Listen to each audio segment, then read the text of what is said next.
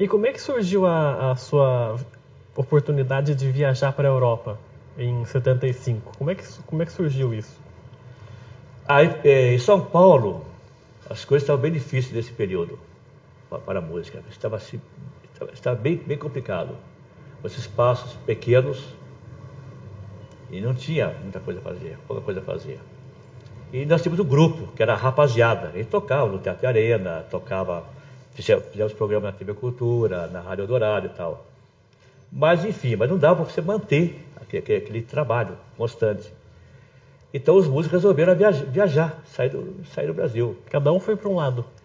Não exatamente. O objetivo era Paris. Por quê? Não sei. Que talvez Paris, pela língua, pelo clima, não sei exatamente por quê. Então as pessoas começaram a ir para Paris. E um dos músicos, aquela pessoa tinha uma condição financeira muito boa, que ofereceu àqueles menos favorecidos, e eu fazia parte dos menos, a passagem e o dinheiro X para você ir para lá e ficar em Paris. Nós fomos. Aí chegamos lá, tinha 2 contrabaixistas, violão, pianista, percussão, e ficamos lá trabalhando uma época. Claro que o verão, bonito, turistas. Só que aí começou a chegar o outono. Aí as coisas mudavam. Começa a ficar mais frio. Exatamente. Aí as pessoas começaram a sair, cada um procurar alguma coisa. Um foi para a Espanha, que teve um contrato na Espanha, outro foi para a Alemanha. Enfim, e eu fui para o norte da África, fui para Marrocos. Um contrato inicialmente maravilhoso. Inicialmente. Chegamos lá, tocando num lugar muito bonito e ganhava-se bem e tal. Só que passou, durou pouco. De repente, tinha ali umas situações estranhas entre a produção e tal, e o local, e os músicos voltaram para a França. Eu fiquei lá porque eu falei agora. A situação estranha, em que sentido o senhor fala? Em relação à produção, a parte financeira, não é? Eles não pagavam? Não, porque aí tinha um produtor, que era um francês, que era o intermediário, o produtor viajou, aí no dia do pagamento não estava lá. Fugiu. Daí começou aqueles mistérios, né, que acontecem. Nisso, as pessoas voltaram. Eu falei, não, vai se voltar agora para a França. Frio? Eu falei, não, vou ficar aqui. Aí montei lá um grupo, conheci um contrabaixista do Haiti, um guitarrista de Marrocos. Nossa. Aí montamos um trio, é uma música misteriosa, imagina você, um brasileiro, um haitiano e um marroquino tocando junto. O repertório era... Cada um com uma cultura musical diferente. Exatamente, né? exatamente. Foi um negócio assim, muito estranho, mas tocamos, trabalhamos. Aí voltei para a França. Quanto tempo o senhor ficou no Marrocos? Uns 3 meses. Voltou rápido então para a França. Foi. Aí comprei uma passagem de trem, você sai, atravessa toda a Espanha e tal, até voltar para a França. Aí fiquei em Paris, e aí trabalhei durante, acho que uns 6 meses, direto, com a Tânia Maria, pianista, que na época morava na França, e trabalhamos em lugares muito Se bonitos. apresentando em alguns lugares. Era um lugar fixo, era um clube de jazz que tinha lá, David Boquet, ali em Saint-Germain. E ficamos ali trabalhando. Depois o senhor chegou aí para Dinamarca também. Então, né? aí surgiu um contrato, era um grupo de jovens músicos dinamarqueses que estiveram no Brasil e na volta passaram pela França. E foram lá ouvir essa música que a gente fazia. Era eu, a Tânia, o Hélio e o Paulinho, trompete. Nós tocávamos um quarteto. Quer dizer, isso chegou no ouvido deles, então. Sim. Por isso que eles foram lá assistir. Aí eles foram assistir e acharam aquilo lindo. Aí surgiu um convite para irmos para a Dinamarca. Só que o grupo estava acabando, que era uma decisão da própria Tânia, que era ela a chefe. Né? Ela falou assim, olha, vai acabar o contrato, vamos mudar todo o conjunto. Eu falei, tudo bem. Aí os músicos chegaram e vieram falar comigo, porque eu era o único que falava inglês. Aí conversando, falaram, olha, isso aqui vai acabar. Oh, mas que pena, porque vocês podiam tanto ir para a Dinamarca. Não, nós podemos ir, claro. Mas eu posso botar outro grupo. Eu falei, posso. Aí chamei os amigos antigos que a gente tinha ido de São Paulo para Paris. Aí chamei o Mozart Terra, que estava na Espanha, o Manassés, tocava cavaquinho. Depois voltou ao Brasil, tocou muitos anos inclusive com o Fagner. Chamei o Alfredo, o Ricardo Santos. Aí montamos o Boa Nova, que foi o primeiro grupo brasileiro instrumental a ir para a Escandinávia, a Dinamarca. Foram se apresentar lá? Sim. O senhor ficou um tempo lá, né? Sim, porque nós tocamos, isso foi no verão. Já no outono, que o frio lá é grande, eles voltaram. Falei, não, eu vou ficar por aqui mesmo. E fiquei lá anos. Na Dinamarca, o senhor teve um programa que ligava Jacareí com a Dinamarca, não foi isso? Um rádio, se eu não me engano. Eu cheguei a fazer um programa que chamava-se de São Paulo, porque o país é mais fácil que São Paulo que de Jacareí, né? Só para poder se localizar. De São Paulo para Gentofte. Então, aonde eu falava. Contava história, como eu comecei, o que eu ouvia aqui em Jacareí. Eu consegui até um disco lá, nem lembro, de música regional. Era muito raro isso acontecer, né? A gente tinha só a Embaixada Brasileira, que era como fonte, que tinha o material.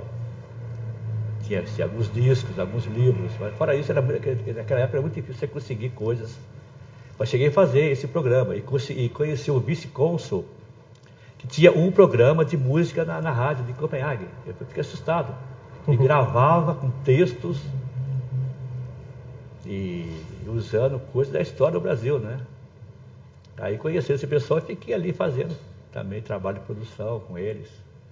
E como é que foi a sua adaptação lá na Europa, na Dinamarca, em relação à comida, em relação às outras pessoas? Como é que foi para o senhor se adaptar?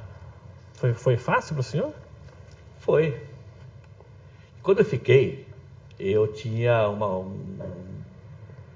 eu tinha que achar meios de ficar ali. Uma das coisas mais importantes é a língua. Lá todos falam inglês. Eu também falava inglês. Mas, se você mora num país, não é também muito educado você morar num país e ficar falando outro idioma, né? Aí eu consegui emprego em uma escola com crianças. Aí comecei meu trabalho como professor em escola com crianças. Professor de música. De música. Porém, na idade deles, 6 a 10 anos, eles começam a estudar inglês, no caso, acho que com 10 anos. Então, o idioma era dinamarquês. Aí eu entrei numa escola, fiz um curso lá intensivo, 3 dias por semana, 3 horas por dia, era uma loucura. Para aprender dinamarquês. Para aprender.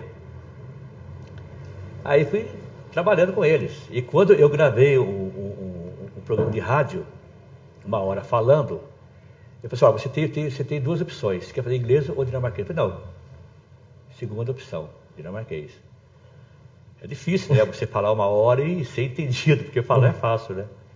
E consegui fazer. Esse programa foi ao ar e tal, contando essa minha vida toda e tal, em dinamarquês. Caramba! E fiquei morando lá, trabalhando. Aí estive envolvido com muitos projetos. Trabalhei com músicos indianos, que é o Subramania, que hoje mora nos Estados Unidos.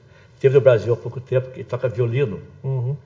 Inclusive era uma gravação que era um grupo de músicos indianos, tinha os músicos dinamarqueses, e a Lakshmira Shankar, que era a irmã do Ravi Shankar também, que gravou a parte do disco. O senhor chegou a gravar muitos CDs com músicos africanos? Também. Esse foi o Witch Doctor Song. Foi depois isso? Não, na mesma época. É.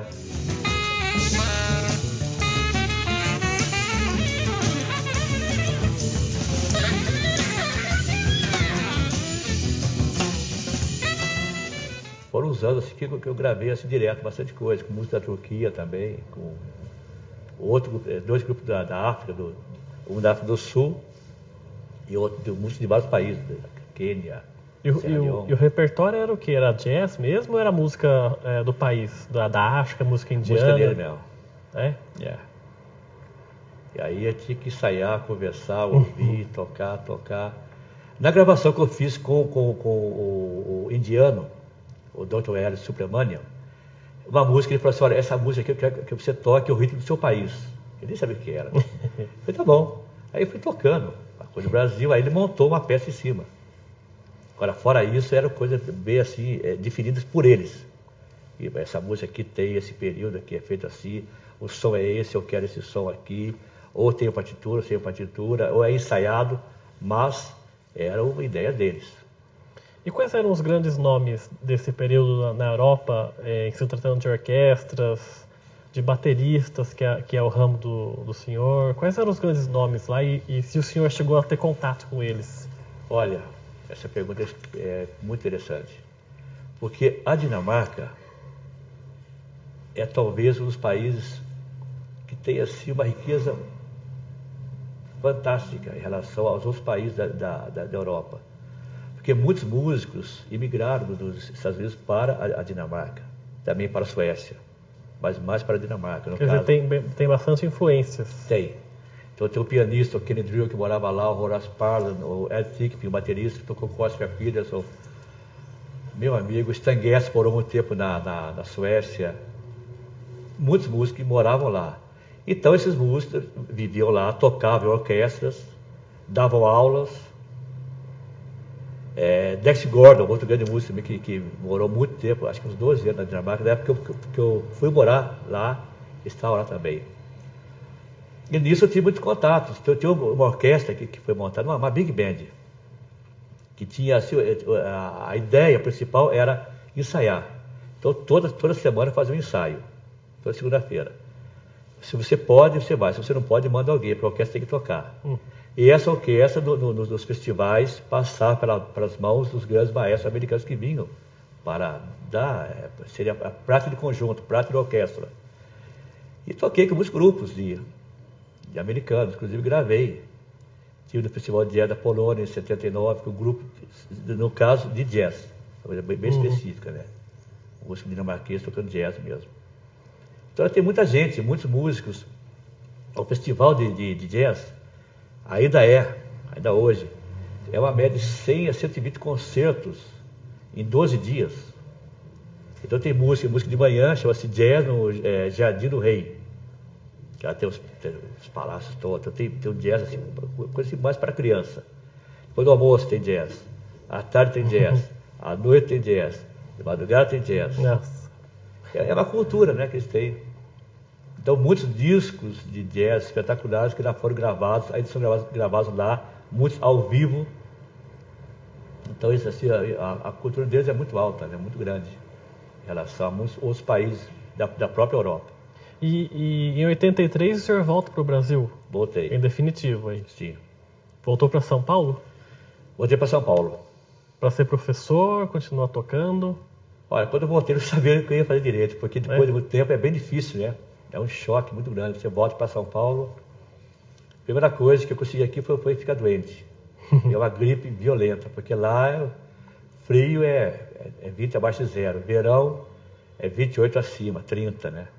Agora aqui não, aqui tudo junto, né? Um dia só faz frio, calor. Então eu me lembro que aqui eu fiz uma temporada tocando na peça O Calabar, do Chico Buarque. Essa peça rodou muito São Paulo, depois viajou. E eu passei mal. Aí peguei uma gripe, não sei quantos mil lá a febre e tal. Mas passando, depois de alguns meses, eu comecei a reencontrar as pessoas, não é? São Paulo já era outra história, outra coisa. Tinha mudado bastante. Muitas coisas tinham mudado. Jacareí também, né? Também. Aí voltei e fiquei ali. Recomecei a trabalhar em São Como Paulo. professor aí já... Também. Algumas escolas de São Paulo. Até hoje o senhor dá aulas, né? Sim. Que eu vi uma entrevista do senhor esses dias, falando que para ser um músico, ter talento é importante, mas também estudar é mais importante, né? Ontem eu estava lendo sobre uma tese escrita sobre a música no Nordeste, e lá eles falando sobre isso, mostrando coisas absurdas.